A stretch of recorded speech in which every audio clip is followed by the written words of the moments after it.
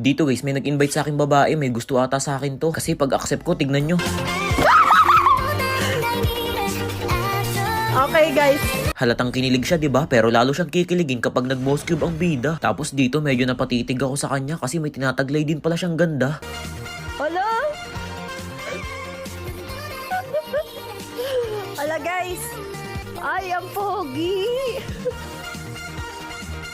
Bagay kayo ni Chick. Totoo ba? Bagay kami ni Chick, guys. Nang magsimula na ang laban, turtle agad ang aking pinuntahan. Inaantay ko kasing lumabas sa lupa yung yin dyan guys. Tingnan nyo kung paano ko to burahin. Balak niya pa nga akong takasan, ngunit hindi na nakarating sa kanyang paroroonan. Kita nyo sa ate girl sanib ng sanib kahit walang kalaban. Kaya ayoko nang kasamang Angela user guys kasi ganito ang ginagawa. Medyo malala. Kahit nga nakuha ko na yung turtle, nakapatong pa rin siya at hindi bumababa. Nang magkaroon dito ng malaking digmaan, gulat na gulat yung mga kalaban kasi bigla-bigla na lang ako sumusulpot sa damuhan. Pumitas lang ako ng isa sabay atras na. O baka sabihin nyo kay Esa ko